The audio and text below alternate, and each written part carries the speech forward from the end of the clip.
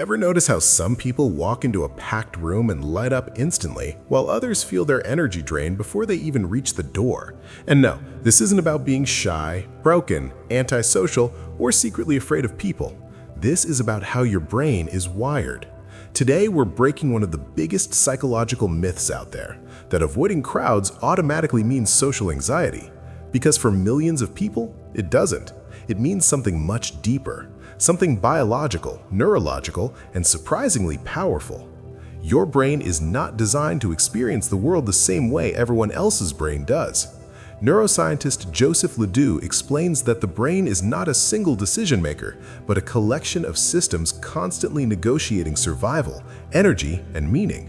When you enter a crowd, your brain doesn't ask, "Am I scared?" It asks, "How much information am I processing right now?" And for some brains, the answer is simply too much. Crowds are not just people. They are noise layers, micro-movements, facial expressions, unpredictable sounds, social signals, smells, lights, emotional atmospheres, and social expectations, all hitting your nervous system at once. For brains that are highly sensitive to stimulation, this creates cognitive overload, not fear. Psychologist Elaine N, author of The Highly Sensitive Person, describes this as deeper sensory processing. These brains don't skim reality, they dive into it. And diving into a crowded environment is exhausting. Let's make this clear. Social anxiety is driven by fear of judgment. It's a threat response centered on evaluation. But many people who avoid crowds don't care what others think. They're not worried about embarrassment. They're not rehearsing conversations in their head. They're simply overwhelmed by the volume of input. That's a completely different mechanism. Your brain runs on energy. Nobel Prize-winning psychologist Kahneman explains in Thinking Fast and Slow that mental effort is expensive. Some brains burn through cognitive fuel faster in chaotic environments. A crowd demands constant fast thinking, reading faces, tracking movement, filtering sound, adjusting posture, monitoring safety. For some people, that cost outweighs the reward. Their brain isn't anxious, it's efficient. Carl Jung talked about this long before modern neuroscience. He described introversion not as shyness, but as an inward flow of energy. Crowds pull energy outward aggressively. For inward-focused brains, that feels like running a high-performance engine in first gear. You can do it, but it's uncomfortable, inefficient, and draining. Here's the part no one tells you. Avoiding crowds can actually be a sign of high self-awareness. Your brain has learned its optimal operating conditions.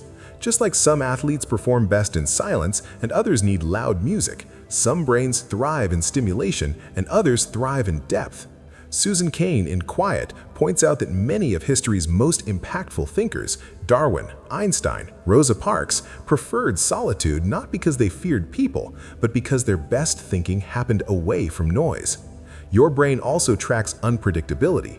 Crowds are unstable systems, no fixed patterns, no clear outcomes. Neuroscientist Carl Friston's work on predictive processing shows that the brain is constantly trying to reduce uncertainty. For some brains, crowds explode uncertainty. Too many variables, too many unknowns. Avoidance becomes a regulation strategy, not a fear response. And let's talk about evolution for a second. Historically, being hyper-aware in groups was survival critical. Someone had to notice the shift in tone, the sudden movement, the emotional undercurrent. These people weren't the loudest, they were the observers. Today, those same brains get mislabeled as antisocial because modern life rewards constant exposure. There's also something called sensory gating, the brain's ability to filter irrelevant stimuli. Research shows this varies widely between individuals. If your sensory gate is more open, you don't block noise well. You don't tune out background chatter easily. Your brain receives more raw data. That makes crowds feel louder, brighter, heavier. Not emotionally heavier, neurologically heavier. This is why some people leave a crowded event and feel inspired, while others feel like their battery hit zero. It's not attitude, it's processing style. Henry Thoreau once wrote that he never found a companion as companionable as solitude. That wasn't poetic loneliness, that was cognitive clarity. Solitude allows certain brains to integrate information, to think deeply, to connect ideas without interference. Crowds interrupt that process constantly. And here's something important. Avoiding crowds does not mean avoiding people. Many crowd-avoidant individuals form deep one-on-one relationships. They thrive in small groups. They communicate better in controlled environments. They just don't enjoy high-density social exposure. That distinction matters. Psychiatrist Carl Rogers emphasized that psychological health comes from congruence, living in alignment with your true self. Forcing yourself into environments that consistently overload your nervous system doesn't build confidence, it builds burnout. Let's bust another myth. You'll get used to it.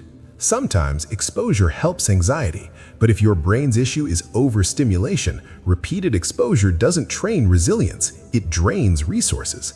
That's like telling someone with sensitive hearing to attend louder concerts until it stops hurting. The pain isn't fear, it's sensory overload. Modern culture worships extroversion, loud networking, packed events, constant visibility. But silence has always been the birthplace of insight. Nikola Tesla avoided social gatherings. He wasn't anxious, he was protecting his mental bandwidth. Your brain avoids crowds because it values depth over breadth, because it processes more per second, because it notices more, because it doesn't want to waste energy on noise when it can focus on meaning. And here's the most important part. There's nothing to fix. You don't need to become louder, more social, more visible, more normal. You need to design a life that respects your cognitive limits. Choose smaller spaces, choose meaningful interactions, choose environments where your brain can breathe. Crowds aren't bad, they're just not neutral.